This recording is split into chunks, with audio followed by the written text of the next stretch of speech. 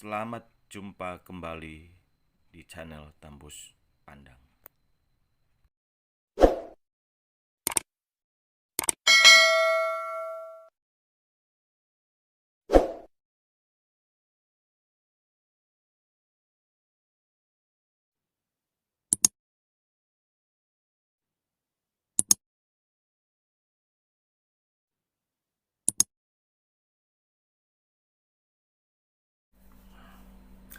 Haleluya. Puji Tuhan, kita boleh bertemu kembali dalam channel kesayangan Anda, Tembus Pandang. Shalom, Bapak, Ibu, dan Saudara dimanapun Anda berada saat ini. Kita bersyukur diberikan kekuatan, kesehatan, kebahagiaan, dan kesempatan boleh menyaksikan channel ini. Dan saya percaya melalui channel ini saudara diberkati. Selamat menyaksikan. Kali ini saya mau share atau berikan tema berdoa yang benar dan yang berkenan. Berdoa yang benar dan yang berkenan.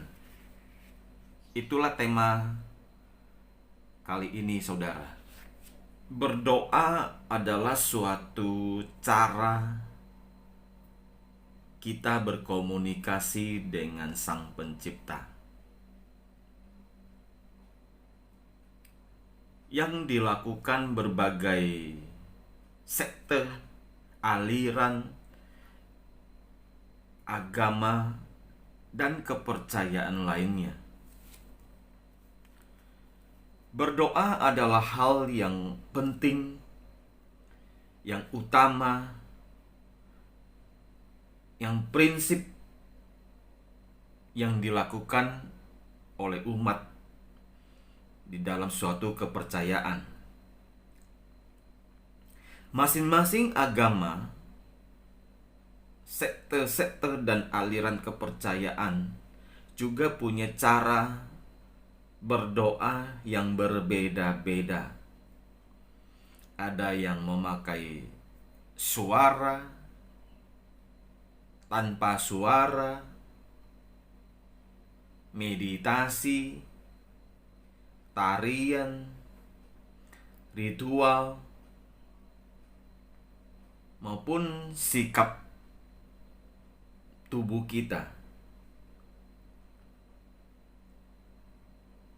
Berdoa juga kerinduan suatu umat untuk bisa menyampaikan keluh kesah hati umat.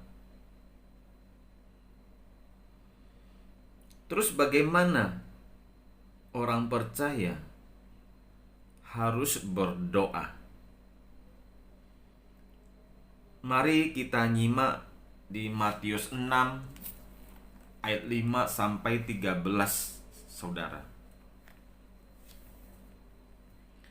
Ayat 5, dan apabila kamu berdoa, janganlah berdoa seperti orang munafik. Mereka suka mengucapkan doanya dengan berdiri dalam rumah-rumah ibadat dan pada tikungan-tikungan jalan raya, supaya mereka dilihat orang. Aku berkata kepadamu, sesungguhnya mereka sudah mendapat upahnya. Tetapi jika engkau berdoa, masuklah ke dalam kamarmu, tutuplah pintu dan berdoalah kepada Bapamu yang ada di tempat tersembunyi. Maka Bapamu yang melihat yang tersembunyi akan membalasnya kepadamu. Lagi pula, dalam doamu itu janganlah kamu bertele-tele seperti kebiasaan orang yang tidak mengenal Allah. Mereka menyangka bahwa karena banyaknya kata-kata doanya akan dikabulkan. Jadi, janganlah kamu seperti mereka, karena Bapamu mengetahui apa yang kamu perlukan sebelum kamu minta kepadanya. Karena itu berdoalah demikian: Bapa kami yang di surga, dikuduskanlah namamu, datanglah kerajaanmu, jadilah kehendakmu di bumi seperti di surga. Berikanlah kami pada hari ini makanan kami yang secukupnya, dan ampunilah kami akan kesalahan kami, seperti kami juga mengampuni orang yang bersalah kepada kami. Dan janganlah membawa kami ke dalam pencobaan, tetapi lepaskanlah kami daripada yang jahat. Karena Engkaulah yang mempunyai kerajaan dan kuasa dan kemuliaan sampai selama-lamanya. Amin. Saudara,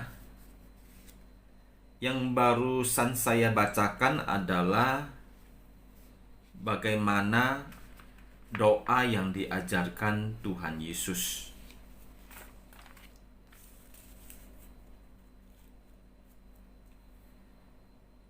Dalam konteks saat itu, saudara, kenapa muncul perkataan tentang doa oleh Tuhan Yesus? Pasti Tuhan Yesus sudah melihat, mendengar, dan mengalaminya. Bagaimana saat itu orang berdoa. Mereka berdoa supaya dilihat orang. Mereka berdoa supaya dikabulkan doanya. Dia bertele-tele, banyak kata-katanya. Mereka menyangka dengan berdoa demikian akan dijawab, akan dikabulkan Tuhan. Tuhan Yesus berkata apa? Janganlah kamu seperti mereka, seperti orang yang tidak mengenal Allah. Terus bagaimana kehidupan orang percaya mesti berdoa? Kalau kita lihat ibadah saat ini, saudara, khususnya gereja-gereja lama, mainstream, masih mengucapkan doa Bapa kami di surga yang diajarkan Tuhan Yesus. Akan tetapi gereja-gereja modern, gereja-gereja karismatik sudah tidak melakukan. Saya pribadi lebih setuju kita tidak lagi mengucapkan doa Bapa kami seperti Tuhan Yesus ajarkan. Karena konteks saat itu tuh berbeda. Makanya keluarlah kata-kata Tuhan Yesus. Kenapa saya setuju dengan mereka tidak menggunakan lagi kata-kata doa Bapa kami di surga? Karena tidak disinggung lagi, tidak diajarkan kembali oleh rasul-rasul, khususnya juga Rasul Paulus, saudara. Kita bisa lihat surat-suratnya. Tidak mengajar lagi bagaimana seharusnya orang percaya berdoa. Dari situ kesimpulan saya, berdoa orang percaya bukan diformulakan, bukan dikonsepkan, bukan dipatenkan, seperti yang masih banyak dilakukan oleh saudara-saudara kita, khususnya gereja lama. Akan tetapi berdoa lebih menekankan sikap hati kita. Nah, itu yang saya maknai apa yang Tuhan Yesus tentang berdoa. Bukan apa yang tertulis kata-katanya kita ikutin, tapi lebih condong saya mengambil maknanya.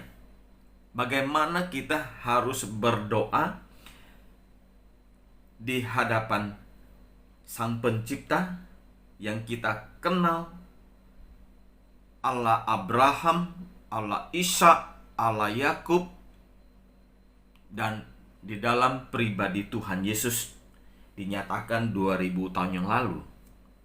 Kita bukan orang yang tidak mengenal Allah kita. Kita bukan orang yang beragama, yang beraliran yang tidak jelas, sekte-sekte dan sejenisnya. Allah kita hidup, Allah kita Allah yang benar. Itu saudara yang membuat kita bisa bebas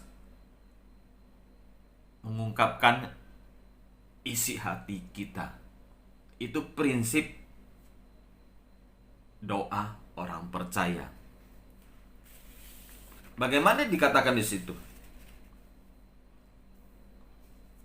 Sikap hati, maksud saya saudara, dikatakan harus bersih, harus suci, kudus, tidak membenci, tidak ada iri hati, tidak ada dengki, amarah. Kalau masih ada masalah yang mengganjal hati kita, yang membuat kita tidak bisa kita berdoa, kita bereskan dulu, ya, kita damai dulu, baru kita datang atau kita menghadap Sang Bapa. Nah, itu maksud saya sikap hati kita itu yang menentukan doa kita berkualitas, dikabulkan, dan berkenan di hadapan Bapa. Kita ngampunin dulu kalau kita belum pernah menyakiti orang atau pernah juga disakiti, saling mengampuni, memaafkan, baru kita menghadap Bapa. Berikutnya, jangan munafik. Nah, ini penting juga saudara. Kenapa? Bicara sikap hati kita kan Tuhan menekankan, ya maunya tuh hati kita tuh tidak berpura-pura percaya, bermuka dua, perkataan tidak sesuai dengan perbuatan, dan tidak setia. Itu kemunafikan, dan Tuhan juga tidak akan mendengar, mengabulkan doa kita kalau kita masih memiliki sikap munafik, sikap hati kita. Kita ngomong, kita janji, ya harus kita tepati. Kita jangan berbohong, sesuai apa adanya, jangan berpura-pura. Ya, sebenarnya kita nggak suka dia, tapi kita pura-pura baik. Kita ngomong apa adanya. Kalau bisa kita tidak ada musuh, ya tidak ada kebencian. Kita selalu mengampuninya dalam hidup ini, saudara ya. Terus yang berikutnya, jangan bertele-tele. Nah, ini saudara, masih kita kalau berdoa sering kita menemukan orang tuh ya berkata-kata banyak, ya mengucap diulang-ulang dengan suara yang kencang, ya dengan banyak kata-kata, seolah-olah banyaknya kata-kata Bapa di surga akan menjawab, akan mengabulkan doa kita. Kata Tuhan Yesus, tidak demikian. Katanya apa? Itu seperti orang yang tidak mengenal Sang Pencipta, tidak mengenal Bapa di surga. Tapi kita orang percaya, kita di dalam Kristus, kita mengenal Bapa kita siapa. Ya, jadi jangan seperti orang yang tidak mengenal lah demikian. Terus jangan dilihat orang, tempat yang tersembunyi.